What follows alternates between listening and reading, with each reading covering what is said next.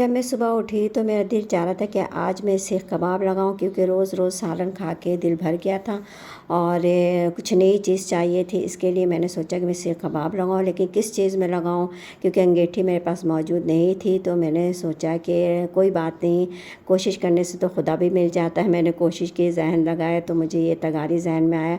ये स्टोर में पड़ा हुआ था कब से, इसमें सीमेंट और बजरी मौजूद था। वो मैंने साफ़ किया और इतने मज़ेदार कबाब की तैयारी शुरू कर दी। इसके लिए कि मैंने कबर्ड से सीखें निकाली। सीखें रखते हुए जंग लग जाता, रखी हुई सीखें, तो इसको तार से धोना पड़ता है और साबुन से इसको मैंने वॉश करके सबसे पहले इसको मैंने अलग किया और फिर गोश्त मैरिनेट कर चुकी थी। इसके पार्चा बनाने में कोई मुश्किल काम नहीं है औरतों के लिए।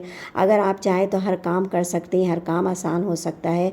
ज़रूरत नहीं है कि आप इसमें मर्द का भी सहारा नहीं है, हस्बैंड का भी। ये देखें, मैंने स्लेब पे इसको इस तरीके से बोटियों को रखा है, इसके गंदगी को साफ़ किए, चर्बी को, और इस तरीके से पार्चे मैंने कितने आराम तरीके से, आप छुरी तेज़ करें किसी भी चीज़ से और इसको इस तरीके से हाथ बचा के, उंगलियों को बचा के, इस तरह मैंने पूरे पार्चे बना लिए। तकरीबन 2 किलो के करीब मैंने पार्चों को बनाया। और यकीन करें, कोई भी चीज़ में आप अगर हिम्मत कर ले तो हिम्मत मर्द मदद खुदा, ये तो पता है सबको।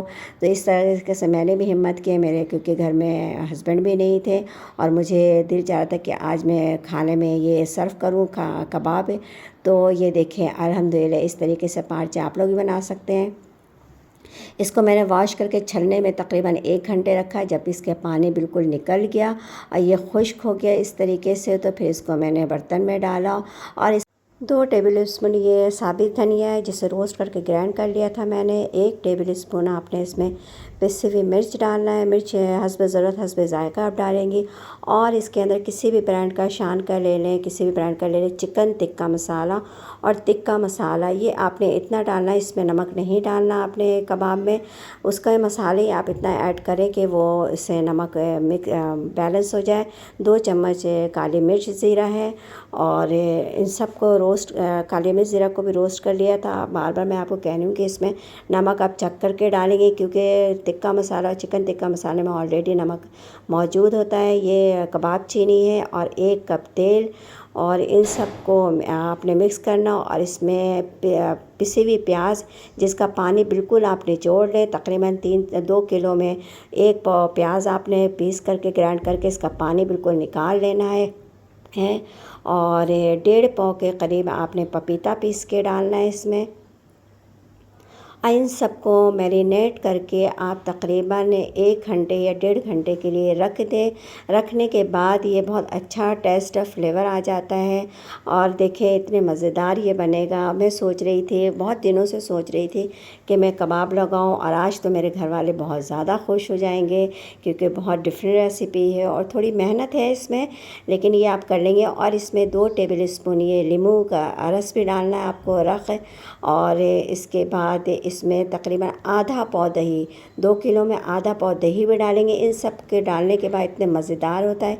1 घंटे रखने के बाद, मैरिनेट के बाद, ये बिल्कुल भी तैयार है इस सीखों में डालने के लिए। और इधर मैंने आपको, आप यकीन करेंगे, कोयला जलाने के लिए मेरे पास तेल भी मौजूद नहीं है। लेकिन वही बात है ना कि अगर आप हिम्मत कर लें तो जहन में बात हो जहन में बात खुद ब खुद आ जाती है। तो इस तरीके से मैंने कोयला का जुगाड़ किया। और ये देखें, वो पहले मैंने कोयले को चूल्हे पे जला लिया था और इन कोयलों को मैंने बीच में रख के उसके ऊपर बगैर जले हुए कोयले रख दिया। एक तरीके से इसका आपने छोटा सा पहाड़ बनाना है। ये असली पहाड़ नहीं है, कोयले का पहाड़ है, बिल्कुल छोटा सा। इसको बनाएंगे इस तरीके से, जले हुए कोयले को अंदर रखेंगे तो इसके स्टीम से, इसकी गर्मी से ये सारे कोयले जल जाएंगे। आपको इसको फ़ैन के सामने भी रखने की ज़रूरत नहीं। ये देखिए, जिस तरीके से मैं पहाड़ बना रही हूँ और जले हुए कोयले को छुपा रही हूँ, अल्हम्दुलिल्लाह ये देखिए सारे कोयले जल गए हैं। तो आपको कोई मुश्किल नहीं है, हर काम आसान है। अगर आपने सोच लिया कि ये आपको करना है तो बड़े से बड़े काम भी हम लेडीज़ हम कर सकते हैं। अल्हम्दुलिल्लाह ये देखिए सारे कबाब मेरे तैयार हो गए हैं। और मैं इस तरीके से इसको मैं सोच रही हूँ कि घर में हम अफराद जो हैं, हर के खाने के फरमाइश अलग है। किसी को पराठा पसंद है, किसी को चपाती पसंद है, मुझे चावल ज़्यादा पसंद है, तो मैं सोच रही हूँ कि इसके साथ मैं क्या रखूँ। तो फिर मैंने डिसाइड किया कि मैं एक जैसी चीज़ें कर लेती हूँ, चपाती भी नहीं बनाती हूँ। अल्हम्दुलिल्लाह ये तैयार हो गया। अब मैंने ये सोचा कि मैं ये कर लेती हूँ कि इसके साथ मैं पराठा बना लेती हूँ। आप भी कमेंट से बताएं कि पराठा सही है इसके साथ था, या चावल के साथ, या चपाती के साथ। तो पराठा भी मैंने घर में तैयार किया है, और ये पराठे की ये सफ़ेद आटे का पराठा है, और इसकी रेसिपी मैं आप लोगों के साथ यूट्यूब पे शेयर कर चुकी हूँ। तो आप लोग इसकी रेसिपी देख लीजिए। बहुत सॉफ्ट, जिस तरीके से मैं पराठा बनाती हूँ वाइट आटे से, सफ़ेद आटे से, बहुत सॉफ्ट और नरम मुलायम बनता है। ऐसा लगता है कि आप के बिल्कुल गरम नरम, ये सॉफ्ट, ये देखिए ब्रेड की तरह बिल्कुल सॉफ्ट है। तो इस तरीके से आप लोग मेरी रेसिपी, पराठे की रेसिपी आप लोग देख सकती हैं। और आटे में मैं इसको गर्म पानी से गूंथती हूँ, इसीलिए मैं आप लोगों को बताती हूँ। इसमें ना मैंने कोई आटे में अंडा भी नहीं डाला है, ना कोई सोडा या कोई और चीज़ भी नहीं, सिर्फ़ और सिर्फ पानी से गूंदा है। और ये इतना सॉफ्ट, इंतहाई सॉफ्ट कि आप दिल चाहेगा कि आप बाहर के पराठे को भूल जाएंगे और घर के पराठे बनाना इस तरीके से शुरू करेंगे। तो मैंने पराठे की रेसिपी आप लोगों के साथ शेयर कर चुकी हूँ मैं पहले, तो आप लोग मेरे रेसिपी में देख लीजिएगा।